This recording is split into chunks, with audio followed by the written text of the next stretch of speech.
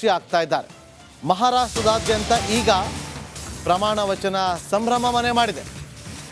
ಮಹಾಯುತಿ ಸರ್ಕಾರ 2.0 ಸರ್ಕಾರ ರಚನೆ ಮಾಡೋದಕ್ಕೆ ಕ್ಷಣಗಣನೆ ಶುರುವಾಗಿದೆ. ಕೆಲವೇ ಕ್ಷಣಗಳಲ್ಲಿ ದೇವೇಂದ್ರ ಫಡ್ನವೀಸ್ ಅವರು ಪದಗ್ರಹಣವನ್ನು ಮಾಡಲಿದ್ದಾರೆ.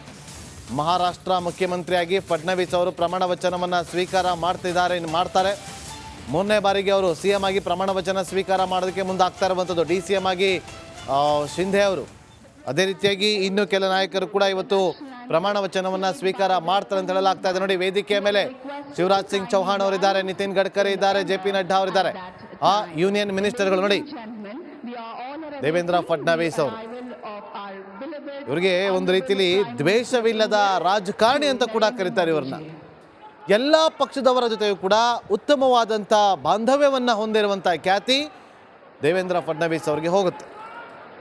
ನೋಡಿ, ಅವರ ತಂದೆ ಅಗಲಿಕೆಯ ಬಳಿಕ ಆ ರಾಷ್ಟ್ರೀಯ ಸೇವಾ ಸಂಘದಲ್ಲಿ ಗುರುತಿಸಿಕೊಂಡು ಅಲ್ಲಿಂದ ಬೆಳೆಯುತ್ತಾ ಬರುವಂಥ ದೇವೇಂದ್ರ ಫಡ್ನವೀಸ್ ಅವರು ಮಹಾರಾಷ್ಟ್ರದಲ್ಲಿ ಪಕ್ಷ ಸಂಘಟನೆ ಕಟ್ಟೋದ್ರಲ್ಲಿ ಒಂದು ರೀತಿಯಲ್ಲಿ ದೊಡ್ಡ ಮಟ್ಟದಲ್ಲಿ ಹೆಸರನ್ನ ಮಾಡ್ತಾರೆ. ಮಹಾರಾಷ್ಟ್ರದ BJP ರಾಜ್ಯಾಧ್ಯಕ್ಷರು ಕೂಡ ಆಗಿದ್ರು, ಪರಿಷತ್ ಸದಸ್ಯರಾಗ್ತಾರೆ, ಅದಾದ ಬಳಿಕ ಮುಖ್ಯಮಂತ್ರಿ ಆಗ್ತಾರೆ, ಮತ್ತೊಮ್ಮೆ ಮುಖ್ಯಮಂತ್ರಿ ಆಗ್ತಾರೆ. ಈಗ ಮಹಾಯುತಿ ಸರ್ಕಾರ 2.0ನಲ್ಲೂ ಕೂಡ ಅವರು CM ಆಗಿ ಪ್ರಮಾಣ ವಚನವನ್ನು ಸ್ವೀಕಾರ ಮಾಡೋದಕ್ಕೆ ಸಿದ್ಧರಾಗಿದ್ದಾರೆ. ವೇದಿಕೆ ಸಿದ್ಧಗೊಂಡಿದೆ. ನೋಡಿ, ಇಲ್ಲಿ ಗಣ್ಯಾತಿ ಗಣ್ಯರು ಆಗಮಿಸಿದ್ದಾರೆ.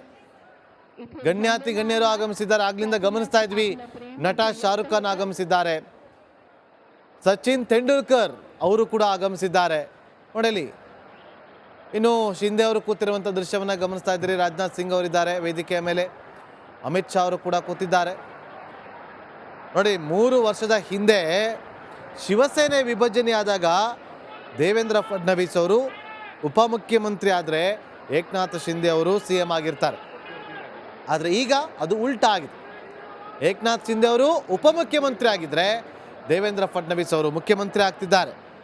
ನೋಡಿ, ಸಣ್ಣ ವಯಸ್ಸಿಗೆ ತಂದೆಯನ್ನು ಕಳೆದುಕೊಂಡಿದ್ದರಿಂದ ತಾಯಿ ಸರಿತಾ ಫಡ್ನವೀಸ್ ಅವರ ಸುಪರ್ದಿಯಲ್ಲಿ ಬೆಳೆದಿದ್ದಂಥ ಫಡ್ನವೀಸ್ ಅವರು ಈಗಲೂ ಕೂಡ ತಾಯಿಯವರ ಆಶೀರ್ವಾದ ಆರೈಕೆ ಅವ್ರಿಗಿದೆ ಅಂತ ಎಲ್ಲರೂ ಕೂಡ ಹೇಳ್ತಾರೆ. ದೃಶ್ಯಗಳಲ್ಲಿ ಕೂಡ ಗಮನಿಸ್ತಾ ಇದ್ದೀವಿ ಯಾವ ರೀತಿಯಾಗಿ BJPಯ ಹಲವು ನಾಯಕರು ಈಗ ಅಲ್ಲಿ ಆಗಮಿಸಿದ್ದಾರೆ ಅಂತ. ಸಾಕಷ್ಟು ಗೊಂದಲಗಳಿತ್ತು, ಈ ಮಹಾಯುತಿಯಲ್ಲಿ ಯಾರು CM ಆಗ್ತಾರೆ ಅಂತೇಳಿ. ಏಕನಾಥ್ ಶಿಂದೆ ಅವರೇ ಮತ್ತೊಮ್ಮೆ CM ಆಗ್ತಾರಾ, ಅಥವಾ ಫಡ್ನವೀಸ್ ಅವರು ಆಗ್ತಾರಾ, ಅಥವಾ ಯಾರಾದರೂ ಹೊಸ ಮುಖಕ್ಕೆ ಮಣೆ ಹಾಕ್ತಾರ ಅಂತೇಳಿ. ಈಗ ಪಿಯೂಷ್ ಗೋಯಲ್ ಅವರು, ಈಗ ನರೇಂದ್ರ ಮೋದಿ ಅವರು ಆಗಮನ ಆಗ್ತಾ ಇದೆ. ಪ್ರಧಾನಿಗಳ ಆಗಮನ ಆಗ್ತಾ ಇದ್ದಂತೆ ಅಲ್ಲಿನ ಕಾರ್ಯಕರ್ತರು ಎಲ್ಲರೂ ಕೂಡ ನೋಡಿ, ನರೇಂದ್ರ ಮೋದಿ ಅವರ ಆಗಮನ ಆಗಿದೆ.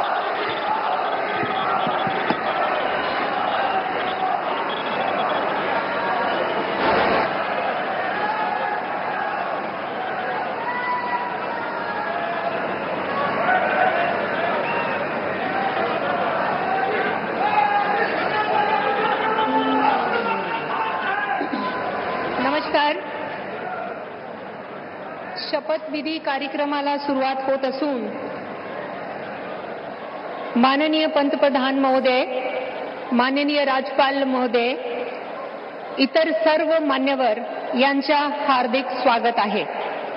आता सर्वांनी कृपया राष्ट्रगीत आणि राज्यगीत साठी उभा राहावे.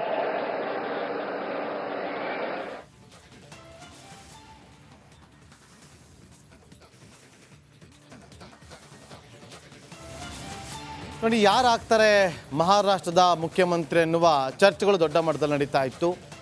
ಏಕನಾಥ್ ಶಿಂದೆ ಅವರು ಆಗ್ತಾರಾ, ಅಥವಾ ಪವಾರ್ ಆಗ್ತಾರಾ, ಅಥವಾ ಫಡ್ನವೀಸ್ ಅವರು ಆಗ್ತಾರಾ? ಇವರನ್ನು ಹೊರತುಪಡಿಸಿ ಹೊಸ ಮುಖಕ್ಕೆ ಏನಾದರೂ ಮಣೆ ಹಾಕತ್ತಾ? ಯಾಕೆಂದರೆ BJP ನಿರ್ಧಾರವನ್ನು ತೆಗೆದುಕೊಳ್ಳೋದು,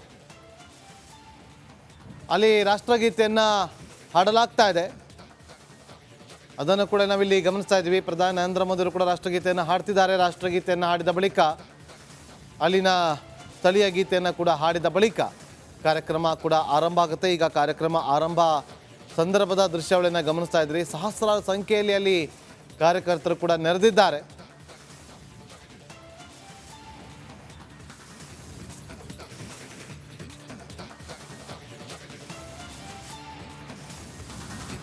ನೋಡಿ ಅಲ್ಲಿ ಎಷ್ಟು ಜನ ಸೇರಿದ್ದಾರೆ ಅಂತೇಳಿ ಇಲ್ಲಿಂದ ದೃಶ್ಯಾವಳಿಯಲ್ಲಿ ಗಮನಿಸ್ಬೋದು. ನೋಡಿ, ಯೋಗಿ ಆದಿತ್ಯನಾಥ್ ಆಗಮಿಸಿದ್ದಾರೆ, ಚಂದ್ರಬಾಬು ನಾಯ್ಡು ಅವರು ಕೂಡ ಇದ್ದಾರೆ. ಮಹಾರಾಷ್ಟ್ರದ ಮುಖ್ಯಮಂತ್ರಿ ಆಗಿ ದೇವೇಂದ್ರ ಫಡ್ನವೀಸ್ ಅವರು ಕೆಲವೇ ಕ್ಷಣಗಳಲ್ಲಿ ಪ್ರಮಾಣ ವಚನವನ್ನು ಸ್ವೀಕಾರ ಮಾಡ್ತಾರೆ. ನೋಡಿ, ಅವರೇ ಮುಖ್ಯಮಂತ್ರಿ ಆಗಲಿ ಅಂತೇಳಿ ಏಕನಾಥ್ ಶಿಂದೆ ಅವರೇ ಹೇಳಿದರು ಅಂತ ಕೂಡ ಹೇಳ್ತಾರೆ. ಕಳೆದ ಬುಧವಾರ ಸುದ್ದಿಗೋಷ್ಠಿಯಲ್ಲಿ ಇದೇ ವಿಚಾರವಾಗಿ ಚರ್ಚೆಗಳಾಗ್ತಾ ಇತ್ತು. ನಿನ್ನೆ ಸಂಜೆವರೆಗೂ ಕೂಡ ಕುತೂಹಲಗಳಿದ್ದೇ ಇತ್ತು. ಹೆಸರು ಕೇಳಿ ಬರ್ತಾ ಇತ್ತು, ಫಡ್ನವೀಸ್ ಅವರೇ ಆಗ್ತಾರೆ ಅಂತೇಳಿ. ಆದರೆ ಫಡ್ನವೀಸ್ ಅವರು ಮಹಾರಾಷ್ಟ್ರದ ಮುಖ್ಯಮಂತ್ರಿ ಸ್ಥಾನ ಅನ್ನೋದಕ್ಕಿಂತ ರಾಷ್ಟ್ರ ನೋಡಿ ಸಚಿನ್ ತೆಂಡೂಲ್ಕರ್ ಅವರು ಕೂಡ ಅಲ್ಲಿದ್ದಾರೆ. ರಾಷ್ಟ್ರದ BJP ಅಧ್ಯಕ್ಷರಾಗ್ತಾರೆ ಅಂತ, ರಾಷ್ಟ್ರೀಯ BJP ಅಧ್ಯಕ್ಷರಾಗ್ತಾರೆ ಅಂತೇಳಿ ಕೂಡ ಚರ್ಚೆಗಳು ನಡೀತಾ ಇತ್ತು.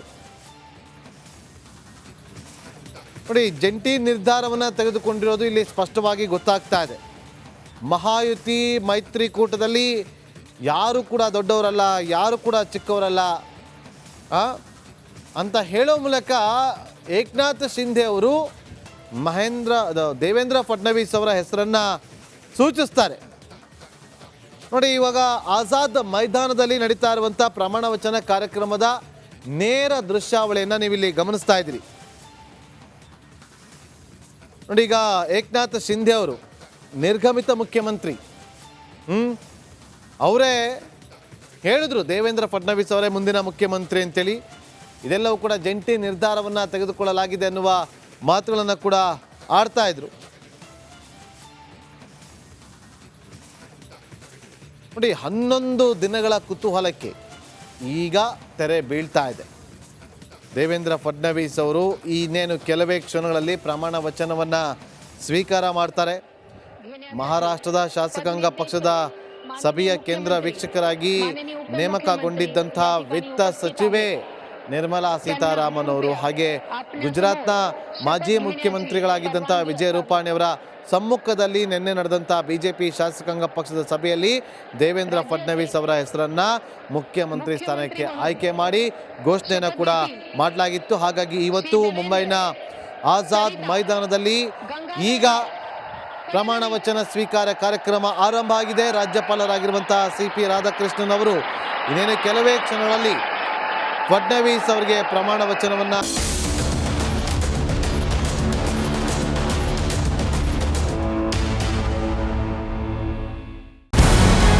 ನಮಸ್ಕಾರ, ಕರ್ನಾಟಕ ಪ್ರೈಮ್ ಟೈಮ್ಗೆ ಸ್ವಾಗತ. ನಾನು ಜಯಪ್ರಕಾಶ್ ಶೆಟ್ಟಿ. ಇಡೀ ಕರ್ನಾಡು ಇವತ್ತು ರೆಬೆಲ್ ಆಗಿ ನಿಂತಿದೆ. ಈ ಹಗರಣಗಳನ್ನು ಸದನದಲ್ಲಿ ಪ್ರಸ್ತಾಪ ಮಾಡಲು ಕೂಡ ಕಾಂಗ್ರೆಸ್ ಹಿಂದೇಟು ಹಾಕಿದ್ದೇಕೆ? ನಿಮ್ಗೆ ಸಂಬಳ ಅದಕ್ಕೆ, ನಿಮಗೆ ವಾಹನ ಅದಕ್ಕೆ, ನಿಮಗೆ ವೆಪನ್ ಅದಕ್ಕೆ, ನೀವು ಅದನ್ನು ಸೆರೆ ಹಿಡಿಬೇಕಾಗಿದೆ. ನೀವು ವಿದ್ಯುತ್ ಬರ ಇದೆ ಅಂತ ಹೇಳ್ತಾ ಇದ್ದೀರಿ, ಎಲ್ಲಿ ಬರ ಇದೆ ನೀವು ಹೇಳಬೇಕು. ಪಾಕಿಸ್ತಾನ್ ಆಕ್ಯುಪೈಡ್ ಕಾಶ್ಮೀರ್ ಅದು ಎಂದೆಂದಿಗೂ ನಮ್ಮದು.